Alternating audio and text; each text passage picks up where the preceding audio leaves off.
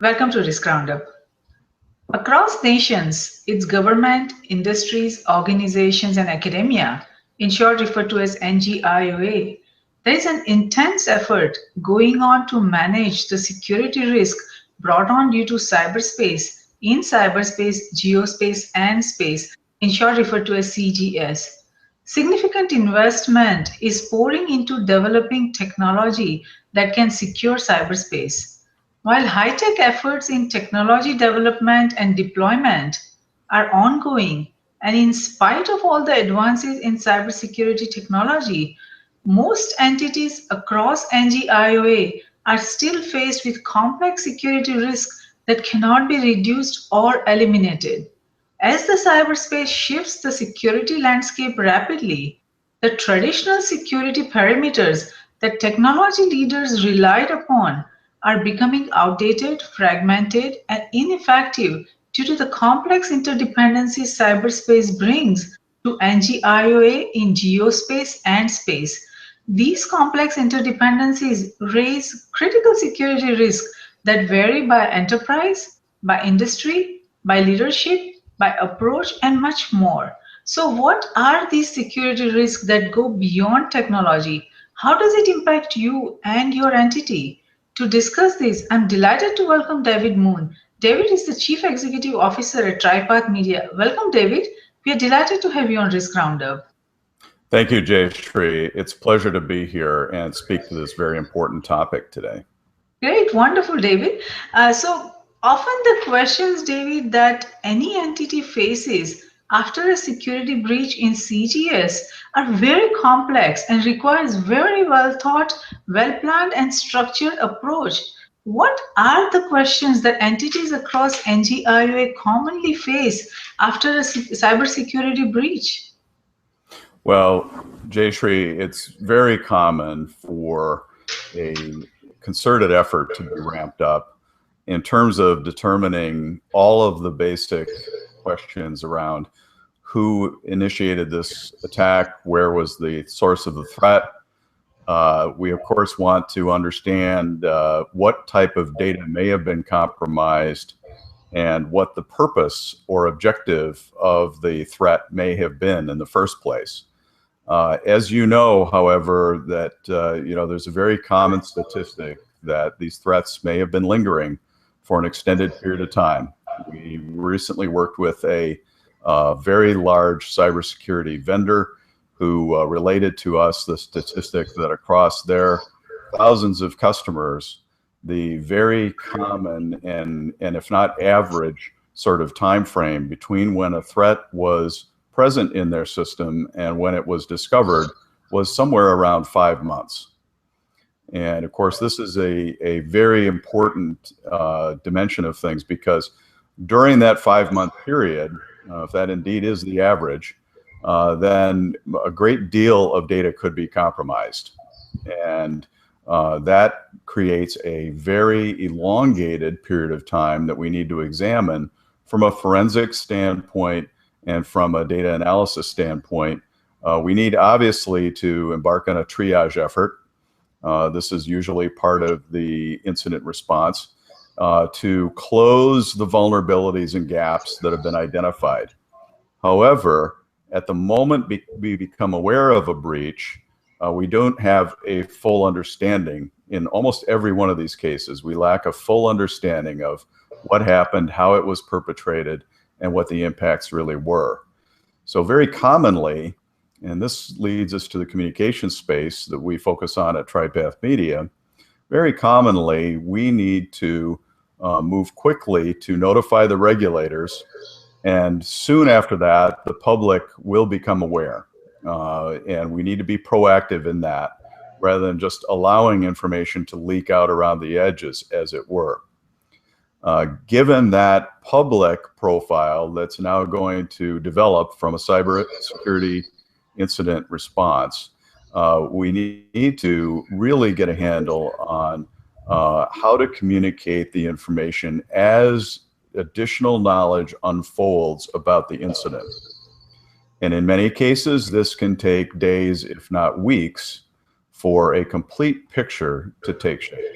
Yes, no, that is very true. And David, you made a very important point that at this moment, we do not have understanding about when the hackers get into the system and when we come to know that we were hacked. The entities have no idea for how long their system have been compromised. There are no tools available right now or no technology that would let them know instantly that you are under attack. So those that creates very complex challenges. So I'm glad you brought that point up, because there is so much that revolves around the duration of the cybersecurity threat that has happened during the time the hackers were in the system and what damage has been done. So there are a lot of complex variables and challenges rising because of that. Now, when we look at most organizations' security plans today, human factor seems to be a very heavily under-addressed area. The ability to organize security efforts around the human factor is very essential in nations' efforts to address the integrated security risk facing NGIOA in CGS. Do you see any effort in this area going on, in the industry based on your involvement and observation? Well, it's very common for us, even to this day in 2016, to attempt to view all of this as a technology problem. And of course, we know today that all of the sophistication in the technologies available to us cannot possibly drive these risks to zero.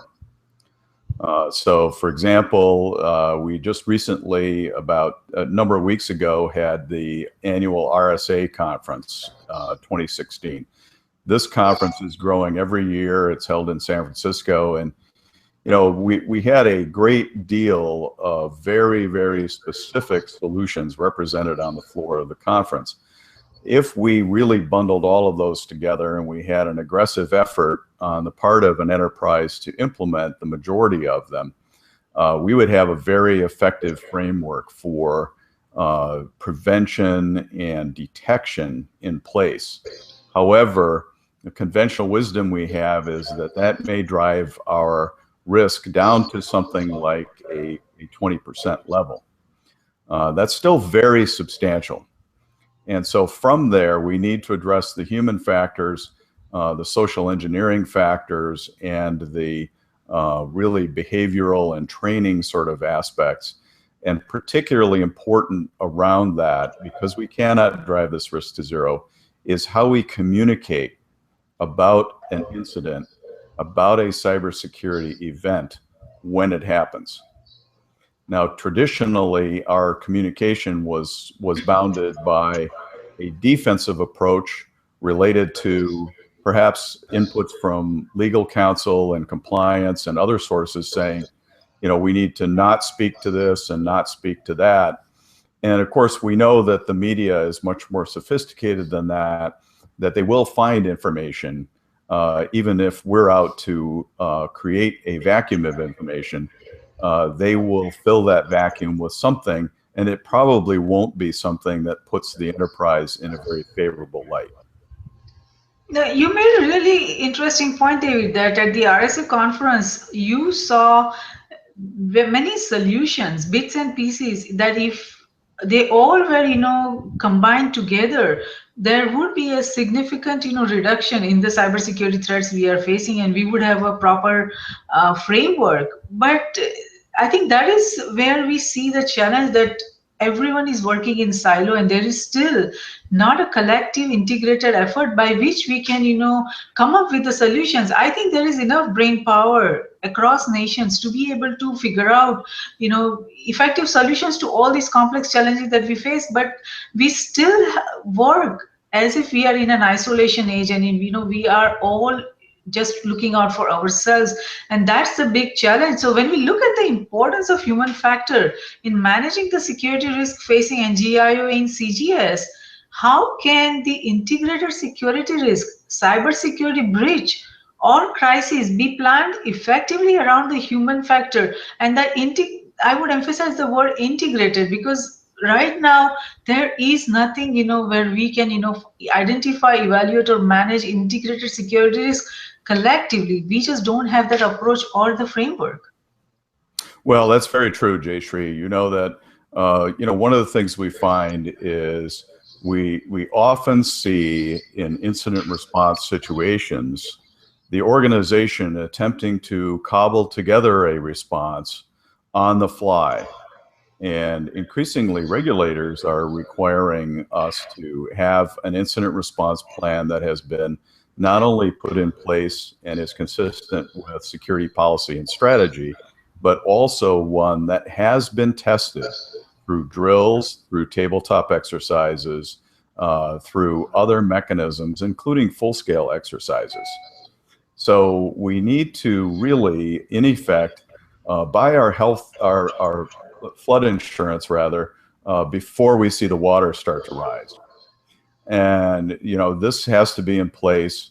It almost, since we speak in terms of not when, not if a cybersecurity incident will happen, but when, for most companies and entities, that we really need to prepare for that eventuality at a National Guard sort of level of readiness, if you will, so that when the alarm sounds, when an incident is declared, everyone knows their role and responsibility.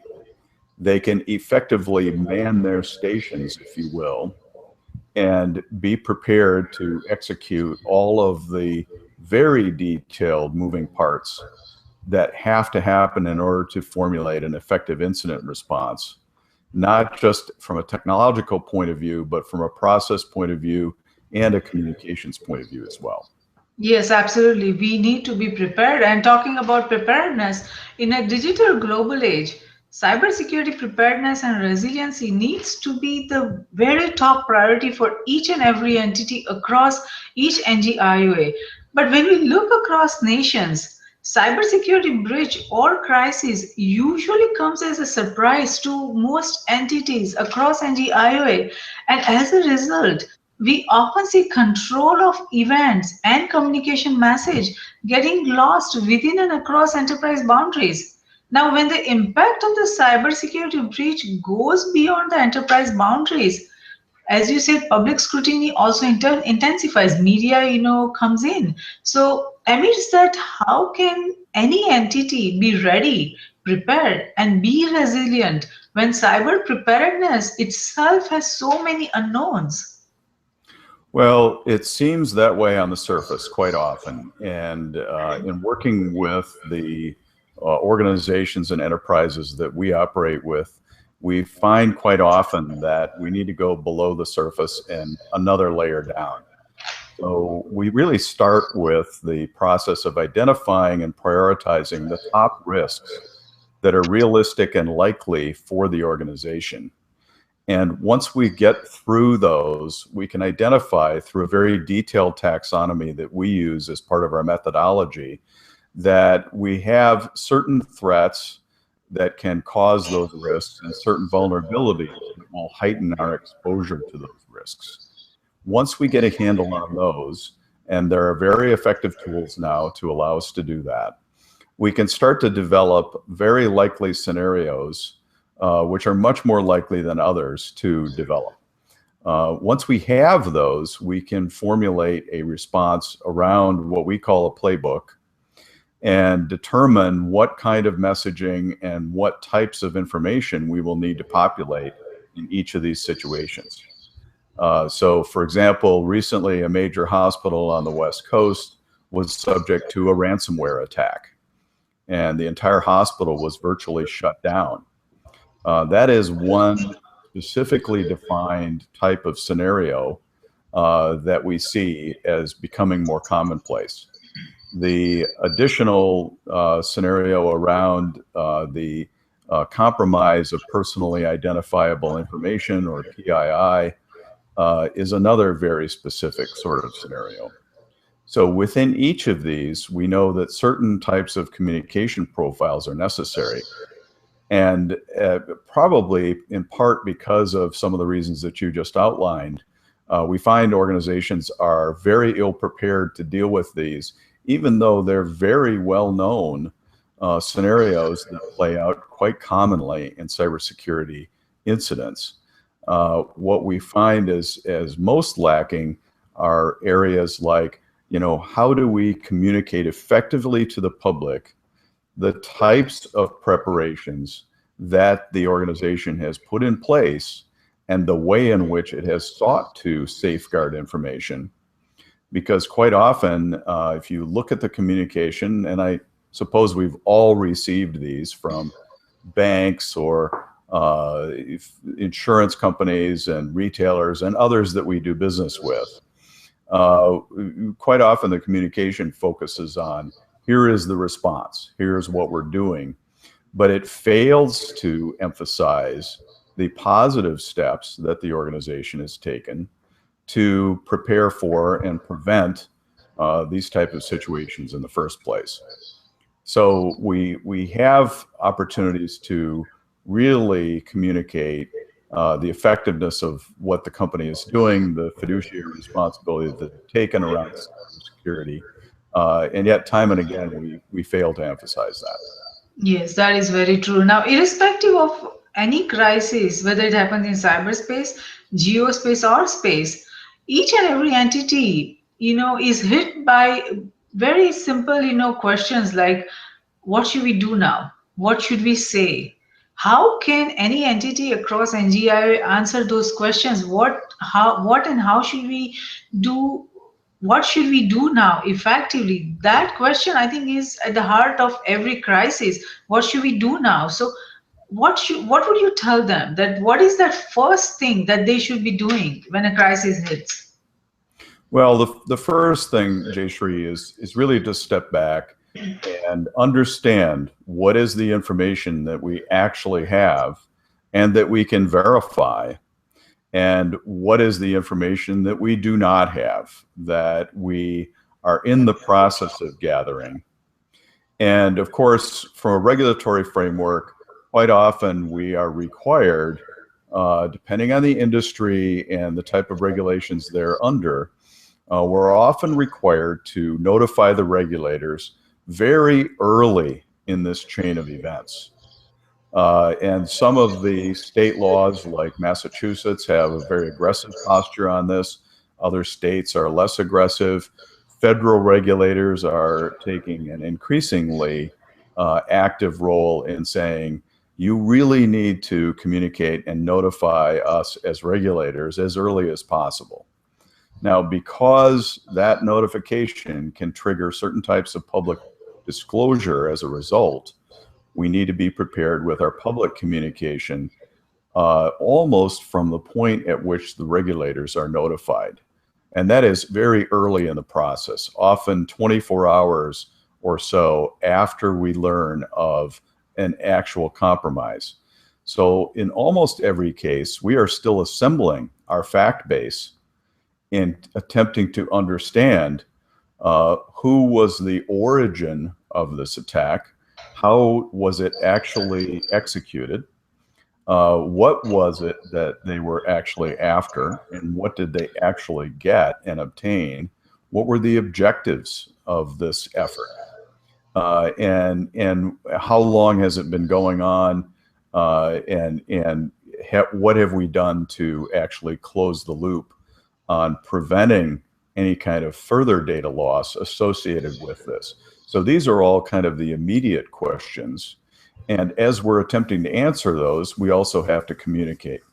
So what we need is a very sophisticated set of communication that we know will go out in a series of messages as we learn more, and yet not kind of overly abuse the communications channel by providing individual play-by-play sort of updates on this, but only what's really meaningful as it unfolds.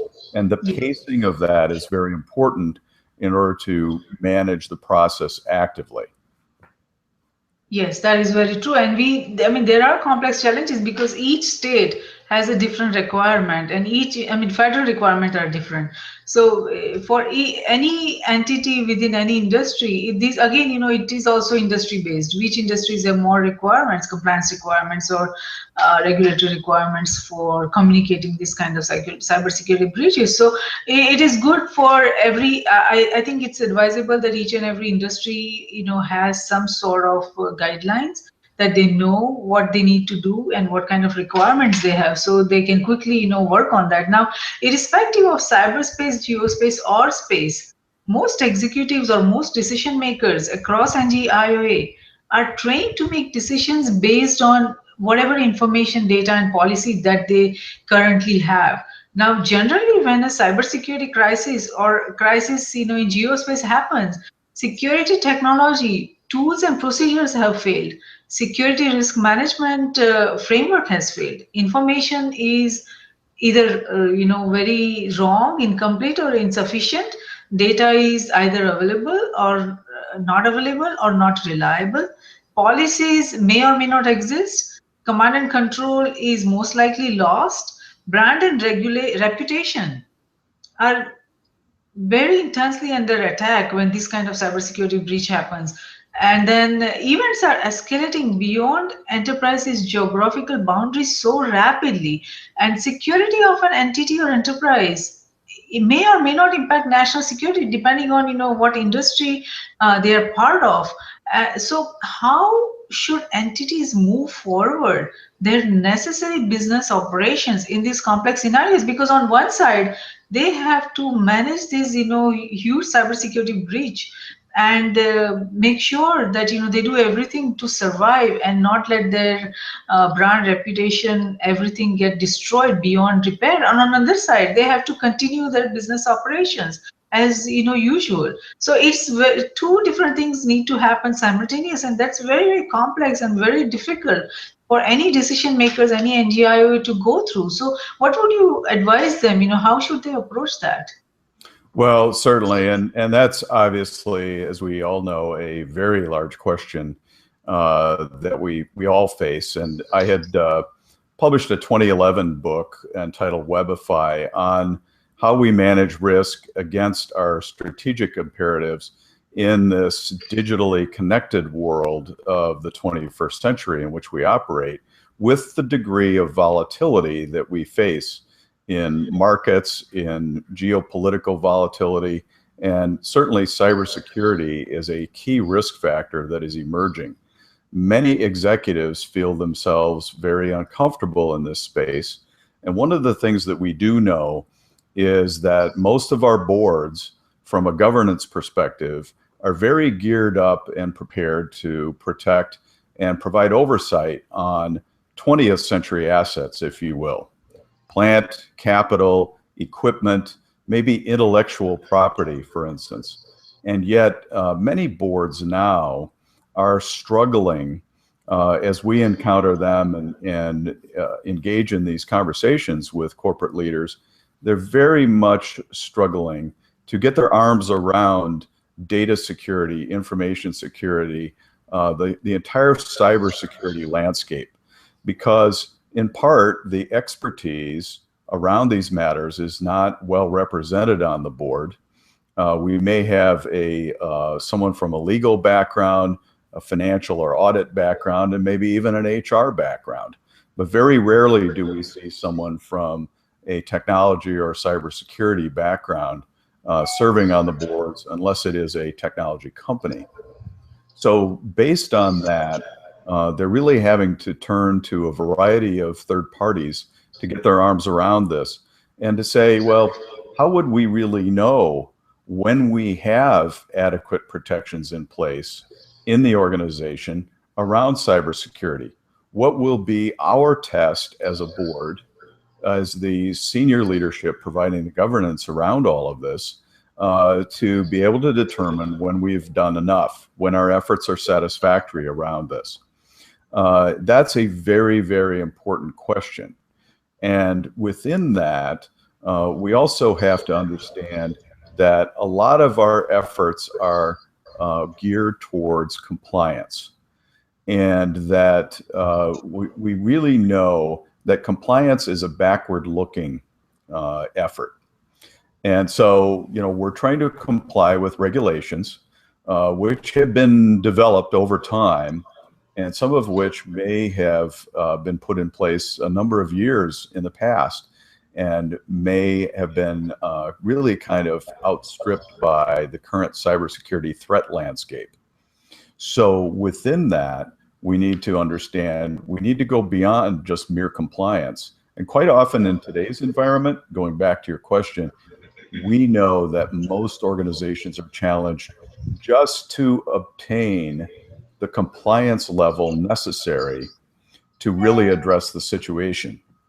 And another Yes. thing that we make very clear to clients when we work with them is that in many of these major breach situations, the companies were actually in full compliance with the regulatory framework at the time that the breach happened. And we have documentation to support that in the form of the annual report, which in most cases now includes the appropriate signatures verifying from external auditors and from senior leadership that in fact the company is in compliance. And yet that is necessary but not sufficient in today's cybersecurity environment. Yes, that's very true. And David, you made a really good point that, not many executives that I talk to are able to understand, and that is about the strategic security. And even if you look at the risk management frameworks that we have and how we manage our risk, we focus on financial risk, compliance risk, legal risk, operational risk, but that's pretty much it. But now, if you look at the overall risk portfolio, that makes up only about 25 to 26% of the overall risk that any entity could face in any, across any nation or any single day. The rest, the total out of the 100%, about 75%, is the strategic security risk, which is so critical in this digital global age, but no entity is able, paying attention to that. And like you said, the board, the composition of the board itself is a challenge. There are not many people who understands the strategic security risk, and there is nobody who is accountable for that. And the entities are just not paying attention to the strategic security risk, and that I think is at the heart of the problem. So when there is a cybersecurity crisis or breach, decisions have to be made very quickly with whatever information is available.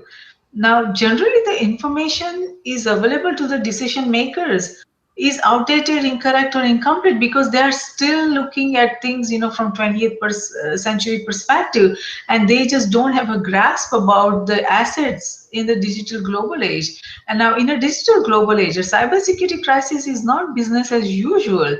While the cybersecurity crisis or breach itself can have a short or long duration depending on cybersecurity technology preparedness, its response, consequences, and impact can determine the viability of a business, industry, or a nation for years to come. Even if one wins or loses in a cybersecurity technology aspect of a breach or crisis, the communication, public relation battle of the cybersecurity breach brings very complex challenge to the entity at stake that perhaps determine its survival. And why is that so? Because people are paying so much attention to technology as so much investment is going on in technology. But yet when a crisis happens, when the breach happens, it is a communication or public relation, how that is effectively managed, that will determine if that entity will survive or not. So what are your thoughts? What can you tell our global viewers and listeners why that is so very important? Well, first of all, Jayshree, we know that in today's world, now much more of our enterprise value is tied up in digital assets, customer records, intellectual property, and other areas in which, it's less about plant, capital, and equipment today than it is about our real digital assets, our intellectual property assets. And the fact is, if we had say a major financial institution, it has a certain enterprise value today, a certain book value, if you want to go back to that as an auditable number. Now, if we took out all of the information from that enterprise, what would then be its value? And of course, starting tomorrow morning, we would no longer be able to report to customers on the status of their accounts or anything. And that would be a very, very different value. So, we only need to look at these examples to understand what's really at risk if that data is compromised. So we need to then move to evaluation of risk. And for the kind of exposure that we have, we need to understand how very real in financial terms these risks are. And I think in addition to that, we need to probably get much more of a knowledge base in front of senior management about the real risks out there in the real world and how those materialize. So just to go through a couple of examples, I was at a conference recently with an internal auditors group, and we had perhaps 200 people in the room.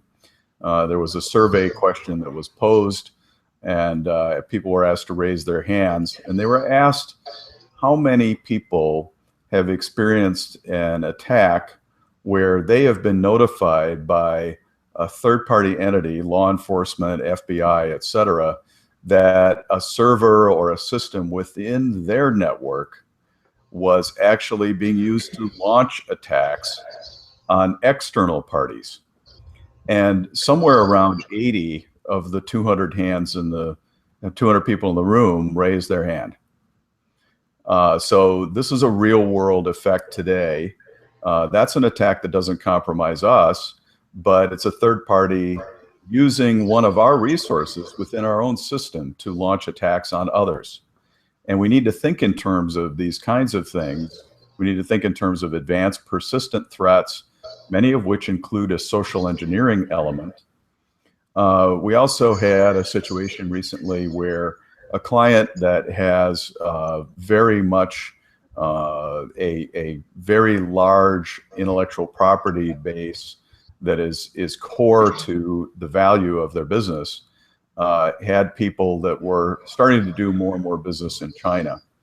And one of their people who had certain, let's say, drawings, plans, et cetera, as well as emails on their smartphone, was asked in customs upon entering the country, can we have a look at your smartphone? Just wait right here. We'll have it back to you in about 20 minutes. And we know that certain government entities in China and elsewhere license the same forensic software that is used commonly to extract information from smartphones, tablets, and other mobile devices. So that, these are the kinds of threats that are happening all the time, and we need to be mindful of what's out there. The Internet of Things, shadow IT, any kind of merger and acquisition activity we've had in the organization recently brings an entire new set of systems and technologies that we didn't have as part of our security envelope in the past, and we need to rapidly get them secured as well.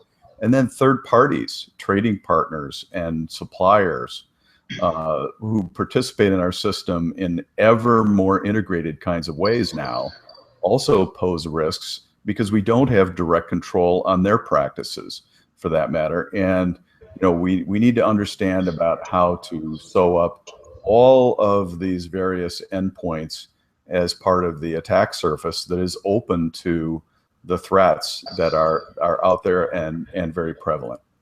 Yes, no, that is very good analysis, David. Now, if you look at the entities across NGIOA, you will see that there is a common failure to train employees for cybersecurity risk management, irrespective of on-site training or off-site training.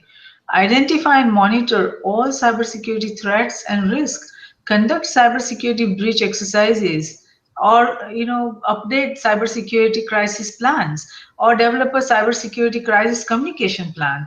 So it's an open secret, David, that failure of one entity or an organization impacts us all in a digital global age.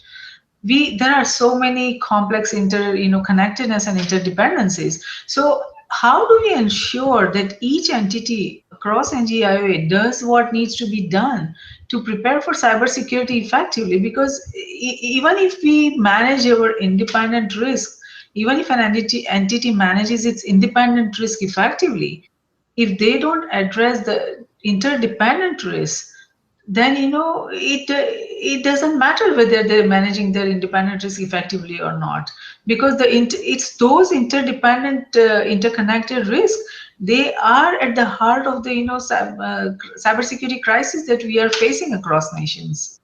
So how do we prepare for those interconnected interdependent cybersecurity risk effectively? This is a very important area that is really under address today.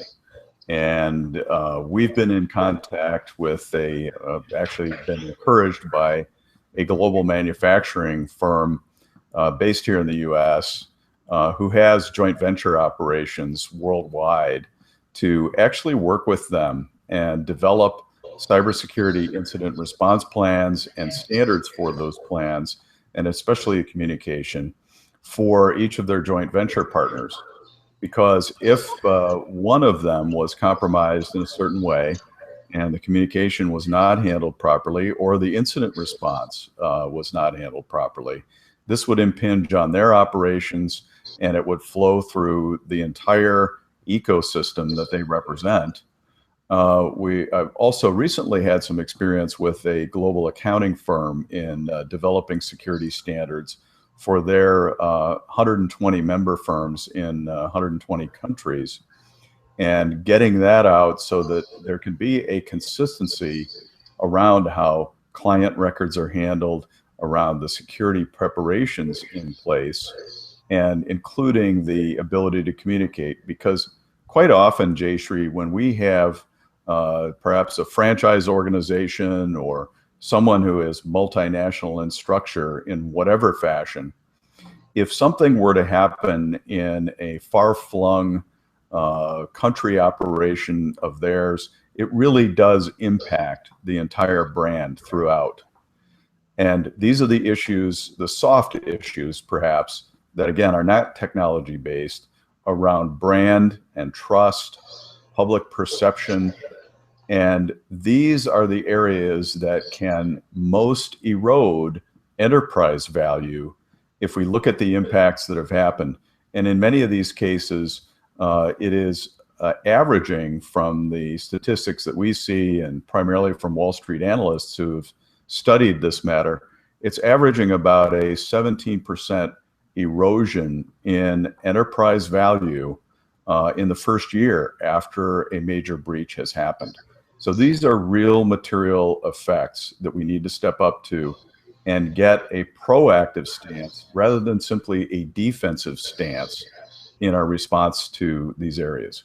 Yes, no, that's a very good point. And since you talked about the incident response plan, let's talk about a scenario where an entity is hit with a cybersecurity breach or crisis, if you say. So it was just a minor breach, not a major breach.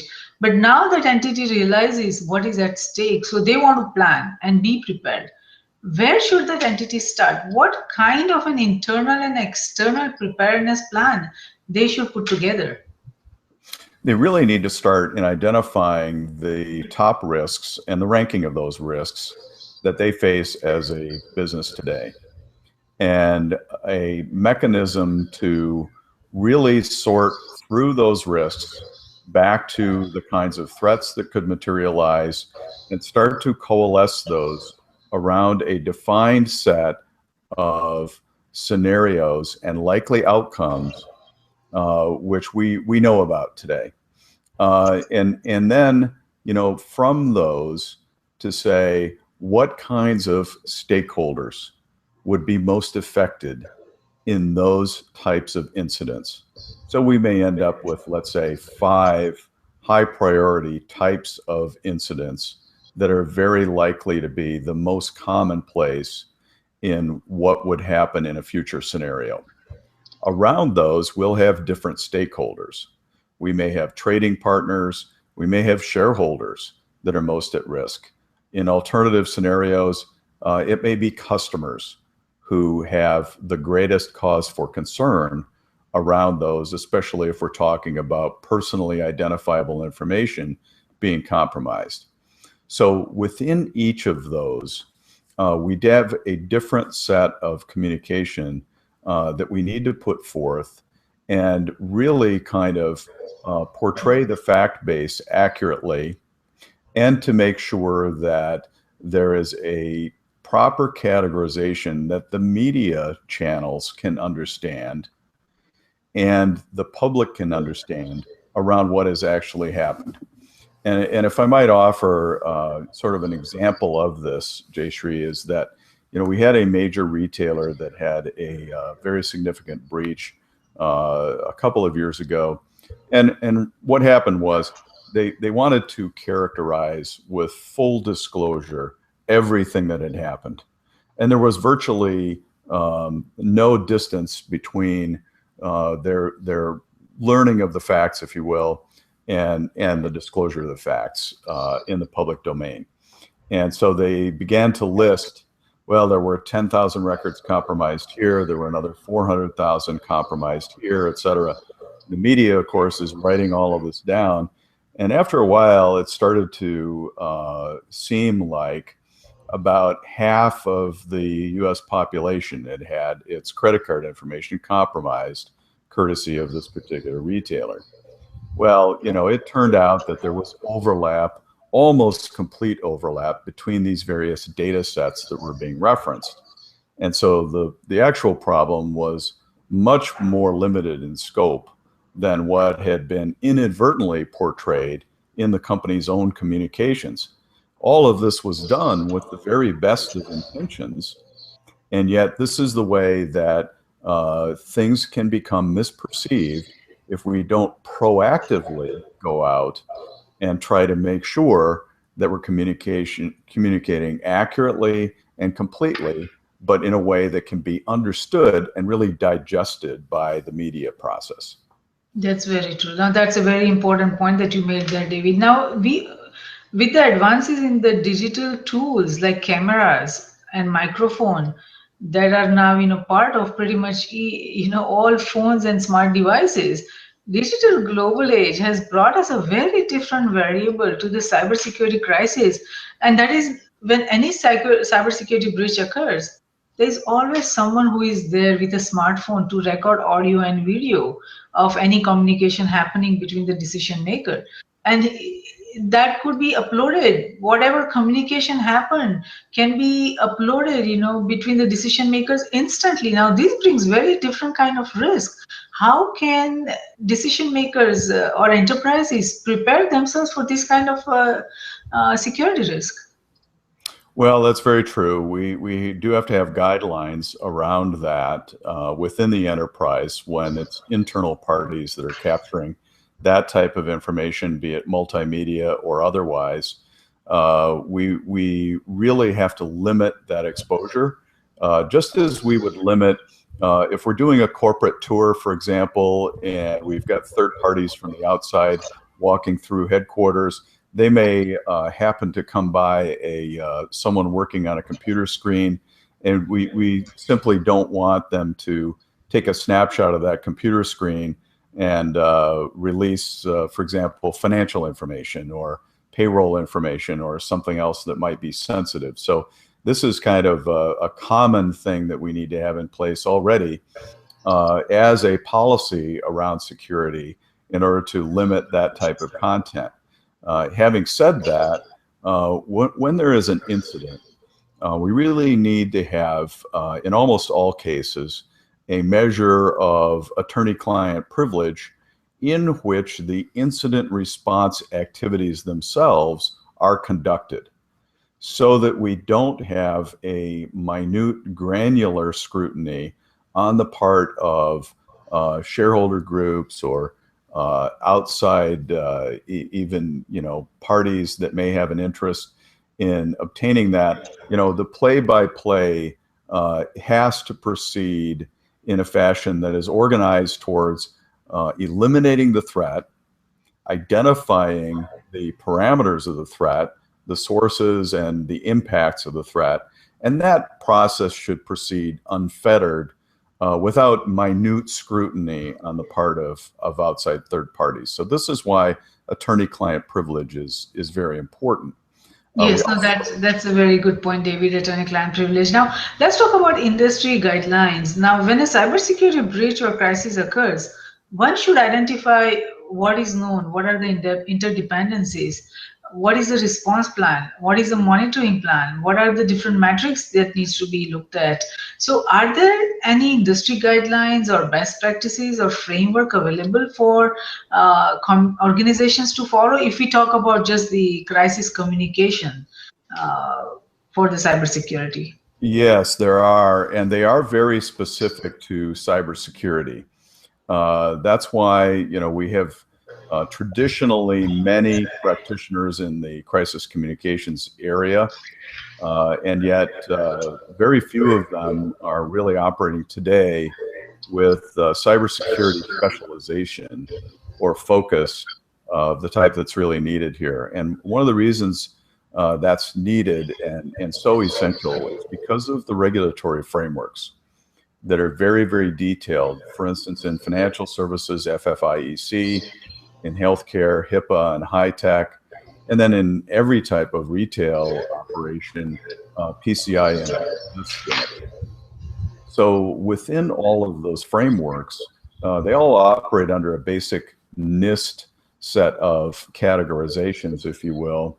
And we've taken steps to develop a very detailed set of interrelationships between those various regulatory frameworks so that we can identify what is really happening on the front of how we are categorizing a particular threat or vulnerability and how it comes back to the actual communication steps we need to take.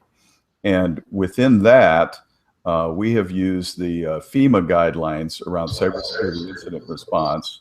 We've been coordinating and sharing information with Dean Meserve at George Washington University, who has helped FEMA in a lot of its media readiness around cybersecurity incident response and how to formulate tabletop exercises and preparedness steps for these kinds of efforts. It needs to be done in a way that is specifically targeting the cybersecurity dynamics that we commonly see in these situations.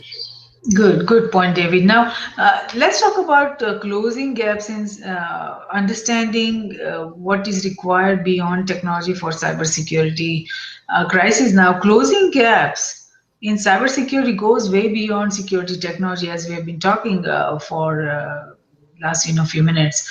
Now, to be able to manage the security crisis caused by a breach in cyberspace or geospace to any entity's proprietary information, we already talked that it cannot be met by compliance or by regulations or by using security technology and software programs. This is largely an issue of understanding the initiative or business in the cyberspace, geospace, its interconnectedness, its interdependencies within, between, and across NG-IOA, and to be prepared for the security vulnerabilities. However, if you see the focus, and we already talked about it, that it's still very much on compliance. If you look at the risk management frameworks, they also focus largely on compliance. So how would entities be prepared for cybersecurity risk when the frameworks they depend on focus is largely on compliance? I mean, even the communication plans that are part of this risk management framework, they are all based on the compliance. And I believe you have just started your organization has also started this initiative that is focused on compliance. So everyone is focusing on compliance. So how to actually prepare this entities for cybersecurity risk when each and every framework, each and every initiative, or each and every organization that you look at, they are looking at cybersecurity breach purely from compliance perspective? Well, we need to remind ourselves that the compliance frameworks do provide a very important set of detailed requirements. And even though they are, as you point out, necessary but not sufficient, they are a very key motivator to getting in place some very effective measures around cybersecurity preparedness today. So, that is a virtuous part of the cycle overall. And yet, we do need to remind ourselves to do what we should do in protection of the enterprise beyond simply the compliance effort. And one good example of this is, in fact, in the communication space, where compliance really only requires us, in general terms, to have a cybersecurity incident response plan, or CSIRP. It doesn't really tell us that CSIRP needs to be geared towards proactive communication or just defensive communication, if you will. And yet we know that if we take a proactive stance to our incident response communication, we are going to be able to avoid many of the negative consequences of misinterpretation and miscommunication that this area is fraught with. So here again, we still need to do ourselves a favor and make sure that as corporate leaders, we're doing the right things to really safeguard the integrity of the enterprise and the public perception of the enterprise beyond what the simple compliance requires. Yes, no, that is true. Now, cybersecurity breach can be very costly to any business and its reputation. Now, if you look at developing countries, they seem to be more vulnerable today, but they don't have much to lose when the security breach occurs. Compared to that, if you look at developed nations like United States, there are fewer security vulnerabilities, but there is so much to lose. When a cybersecurity breach or attack happens, it is undoubtedly the developed nations that will lose more in the end. And here, the humans will play the biggest role in such security breaches. Now, in spite of so much to be at stake, we see lack of education and awareness about the role of humans. And we continue to hear about major breaches happening, within our nation, across our nations, where humans have played a major role. So how is this human factor being addressed across nations? What is being done to prepare, to educate, to raise awareness about these human factor challenges that are coming? Well, you're right, Jayshree. It is a gap of awareness, and we have to educate. We have to, in every organization, have at minimum an onboarding briefing in information security, so that basic standards and practices are in place across the entire organization. And this is in every possible role, because in today's enterprise, every functional job role is handling information at one level or another and has access to information. So we have to make sure that we've got a baseline in place of proper treatment of that information. Recently, I had the opportunity to conduct an exercise on a financial firm, large integrated financial firm, global financial firm. And we went through a social engineering experiment and a simulated phishing attack. This was geared towards, there's been an irregularity with your credit card or your banking account, and please click on this to resolve this irregularity.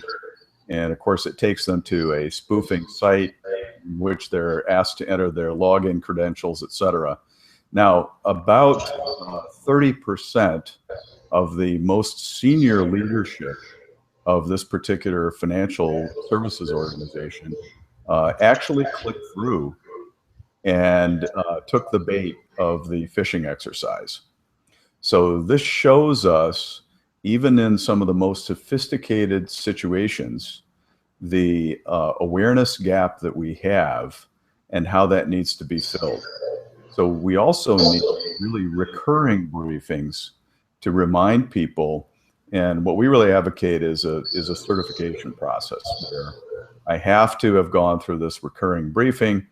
Otherwise, I may be decertified for certain functions in my job that involve information handling.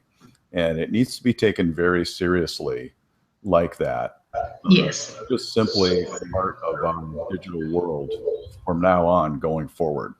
Yes, yes, no, that is absolutely right. Now, let's talk about the data, which is at the heart of cybersecurity breaches. Now, organizations have been spending billions of dollars on cybersecurity technology to find cyber intruders inside their own networks. And even in 2016, the organizations are enterprises, corporations, governments, everyone is going to spend, billions of dollars to on the cybersecurity technology. But in today's interconnected and outsourced world, an organization's sensitive data resides not just on their computers, but on hundreds, if not thousands, of business partners' computers too.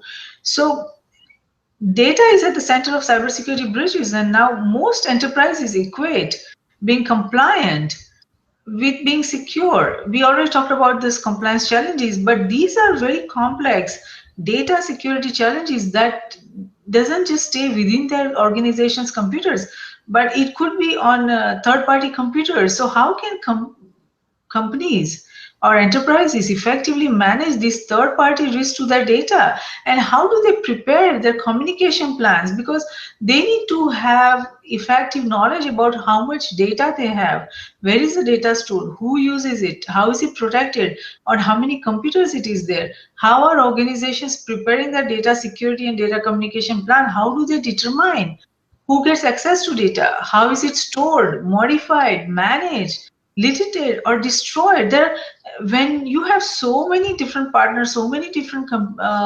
facilities, so many different computers that is storing the data, it becomes such a complex task to develop these kind of plans. So how do organizations do that?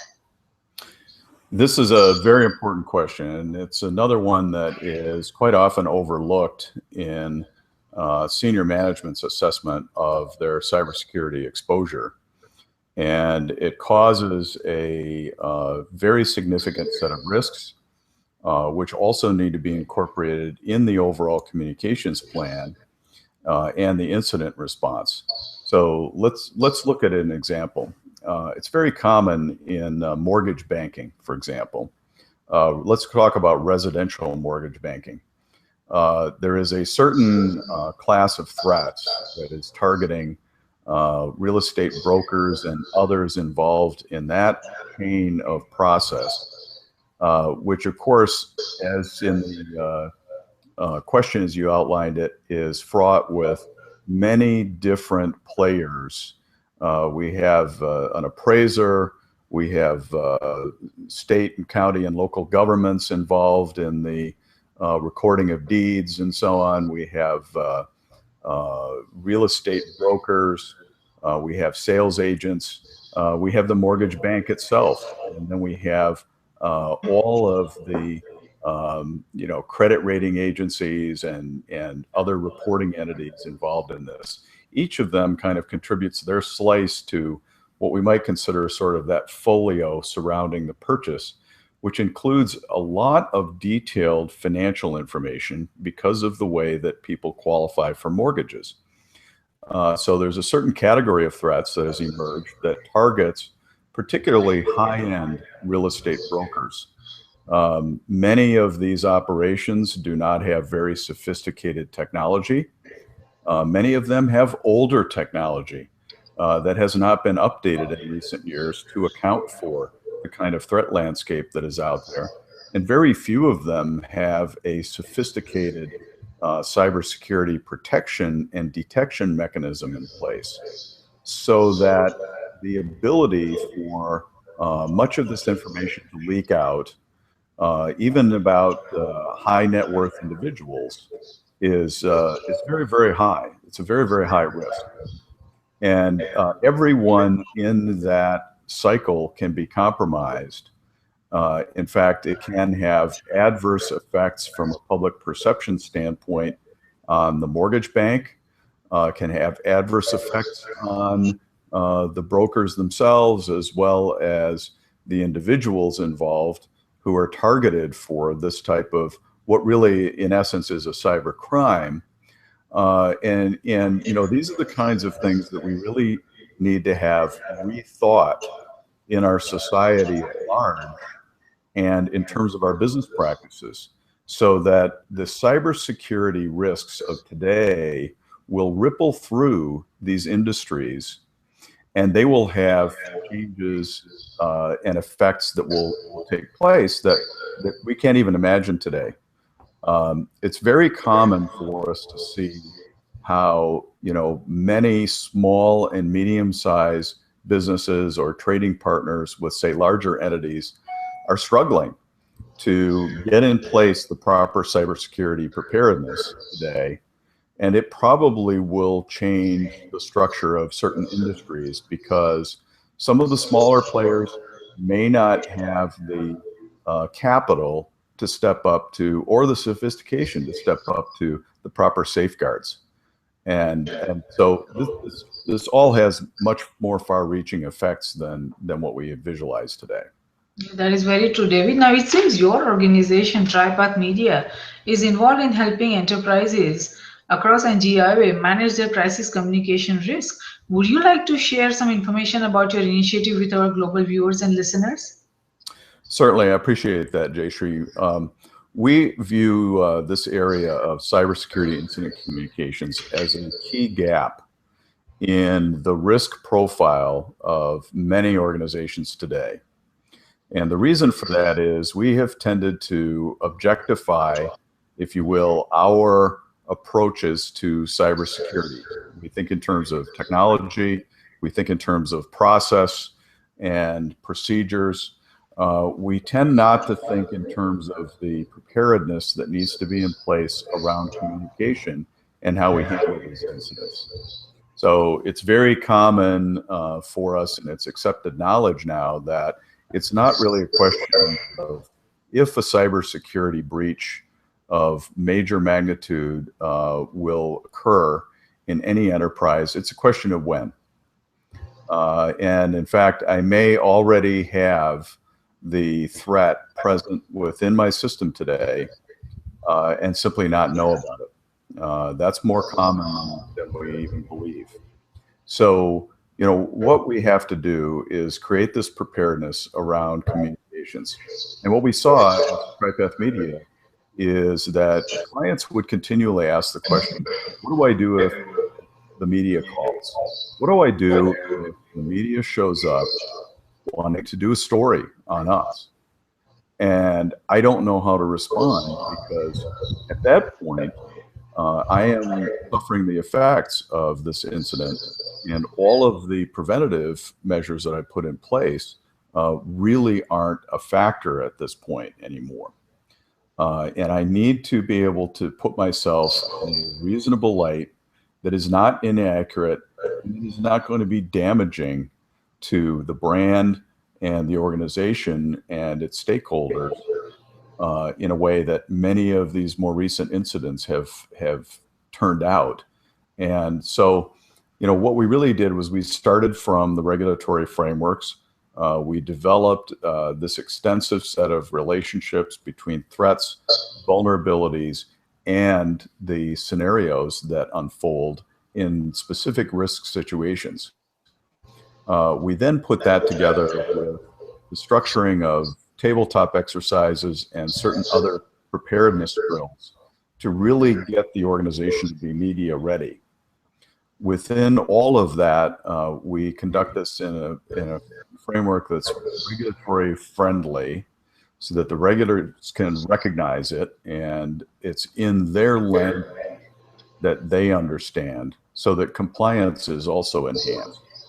But fundamentally, it's really just as simple as taking an offensive or proactive stance to how the company conducts its affairs in the advent of a cybersecurity incident, as opposed to a purely defensive stance. And we've seen this time and again. We do operate within the guidelines provided by outside counsel and within the regulatory framework, as we mentioned. But within that, the company is under no obligation to fail to characterize its efforts in a positive light. All of these are very unfortunate incidents. Some of them have far-reaching consequences. And we need to be able to adequately speak to what we have done that's in place, the preparations that have been made, as well as the steps that are taking shape from here on out, and really help preserve the value of the organization that's been built over many, many years. And that's important. And so the value of doing that is to preserve the brand and the public perception, which is really at the core of the inherent value of the enterprise itself. Yes, that is very true. And you made a good point that it's all about proactive preparedness. So I hope that entities across NGIO, focuses on this very important area to be proactively, ready, prepared for the cybersecurity risk. David, thank you so much for agreeing to come on Risk Roundup and sharing your valuable insights. I'm sure our global viewers and listeners are going to benefit tremendously from what you had to say today. So thank you, David. Thank you, Jayshree. It's been a pleasure.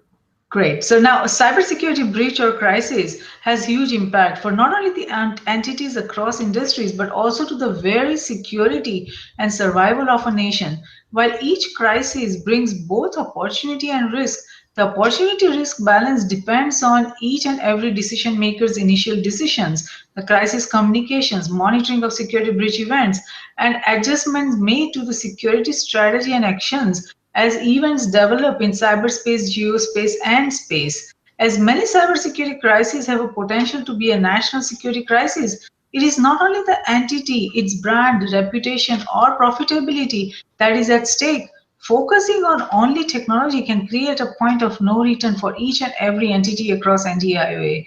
Risk groups, Cybersecurity Risk Research Center, and Strategic Security Risk Research Center are created for this very purpose so that we can collectively identify, evaluate, and manage the risk facing NGIOA in CGS. And we can have executives like David come on Risk Roundup and share their, valuable insights on how we can go forward, in this very complex digital global age. So we at Risk Group believe that risk management, security, and peace walk together hand in hand.